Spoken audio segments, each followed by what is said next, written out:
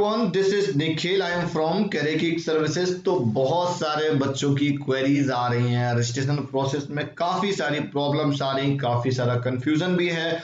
तो इस वीडियो में हम आपको जो आपको 2000 की फीस पेमेंट करनी है वो कैसे होगी और कब करनी है, हम आपको उसके बारे में बात करेंगे और क्या क्या डॉक्यूमेंट्स रिक्वायर्ड की नीड है। इट्स मीन कि ओवरऑल रजिस्ट्रेशन प्रोसेस क्या है, हम A to Z सारा यहाँ पर डिस्कस करने वाले हैं। ऑल इंडिया कोटा वालों के लिए या स्टेट कोटा से, मतलब अगर आप स्टेट से बिलोंग करते हैं तो कोई इश्यू नहीं है। कुछ नोट पॉइंट है, देन सबसे पहले आप ये समझ लीजिए, देन हम आज का जो टॉपिक है कि रजिस्ट्रेशन कैसे करें, देन उस पर हम डिस्कस करेंगे। सबसे पहले अगर आप किसी अदर स्टेट से बिलोंग करते हो यार, तो एक तरह की अलर्ट है, मैं सभी को बोलूंगा कि आप यूपी का रजिस्ट्रेशन जरूर करके रखिए। यहाँ पर काफी सारे प्राइवेट कॉलेज हैं, तो देन कहीं ना कहीं आपको एक ऑप्शन, एक अपॉर्चुनिटी मिलेगी। बिकॉज यहाँ पर स्टेट वाले बच्चों के लिए मतलब कि जो होम स्टेट से बिलोंग करते हैं, प्राइवेट कॉलेज में कोई इनकी रिजर्वेशन नहीं है, मतलब कि as an open state consider किया गया है। यहाँ पर अगर आप अदर स्टेट से हैं देन आप तब भी यहाँ की काउंसलिंग के लिए अप्लाई कर सकते हैं। अगर आपका 150 से 250 के बीच में अगर आप अदर स्टेट से बिलोंग करते हो, अगर आपको प्राइवेट कॉलेज नहीं मिल रहा है, तो देन आप मेरे काउंसलर से कांटेक्ट कर सकते हैं। आपको एक अच्छा कंसल्ट करके कुछ ना कुछ कॉलेज ऑप्शन या कुछ एडवाइस कर दिया जाएगा जो आपके लिए बेनिफिशियल रहेगा। तो चलिए शुरू करते हैं कि रजिस्ट्रेशन प्रोसेस कैसे करेंगे। तो सबसे पहले यार ugcounseling.ayushup.in, तो यार एक सबसे रिक्वेस्ट है, सबसे पहले इस वीडियो को ज्यादा से ज्यादा कैंडिडेट को शेयर करिए। आपने जितने भी व्हाट्सएप ग्रुप ज्वाइन कर रखे हैं, तो यार जितने भी स्टूडेंट्स हैं मैं सबसे बोलूंगा शेयर कर दो। बिकॉज अभी भी बच्चे ऐसे हैं जिनका कमेंट आ रहा है कि उनको ऑफिशियल वेबसाइट नहीं पता है। रस्ट ऑफ इट, मैं ऑफिशियल वेबसाइट का लिंक मैं आपको डिस्क्रिप्शन पर प्रोवाइड करा दूंगा, ugcounseling.ayushup.in, ये इनकी ऑफिशियल वेबसाइट है। तो सबसे पहले क्या करना है, आपको रजिस्ट्रेशन पे जाना है। रजिस्ट्रेशन पे जाएंगे, अपना नीट का रोल नंबर एंटर करेंगे और देन हमको डेट ऑफ बर्थ जैसे हम डालते हैं, तो देन उसके बाद हमारा पूरा का पूरा एक पेज ओपन होकर आ जाएगा।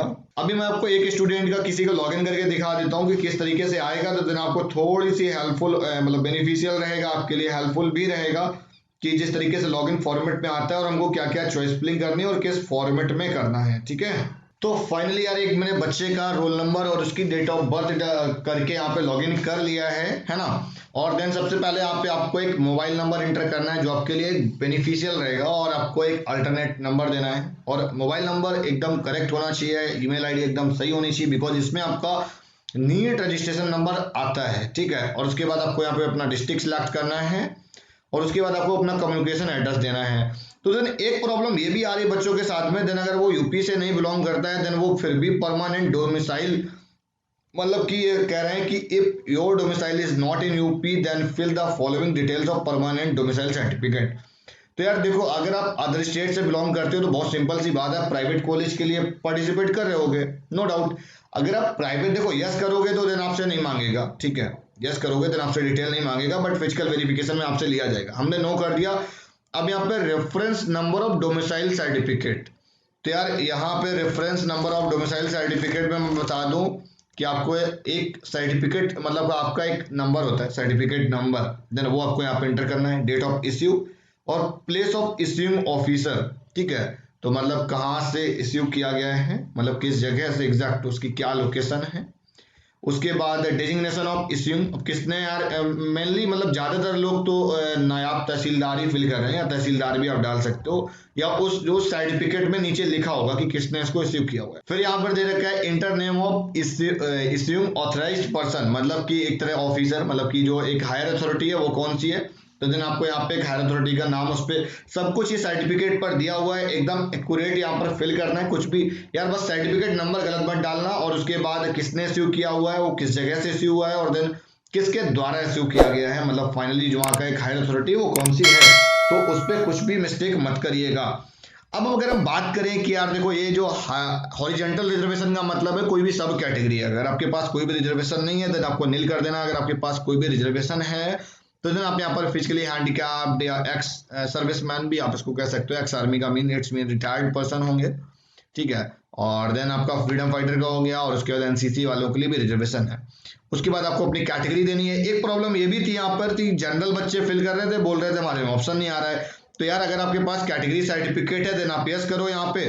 ठीक है, अगर आपके पास कैटेगरी सर्टिफिकेट नहीं देन आप नो कर देना। अगर आप यस करते हैं तो देन यहाँ पर क्या ऑप्शन आ जाएगा, मैं आपको बता दूं, EWS स्टेटस जो यहाँ पर बात कर रहा है, तो देखो EWS में अगर है तो देन यस, अगर नहीं है तो नो, तो देन यहाँ पर नॉट अवेलेबल ऑटोमेटिक आ गया। ठीक है, तो अब अगर हम बात करेंगे सर हम अदर स्टेट से हैं, तो देन हमारा यहाँ पर सारा डिटेल देखो सबका फिल होना है, ऐसा नहीं कि आपको डिटेल नहीं ली जाएंगी।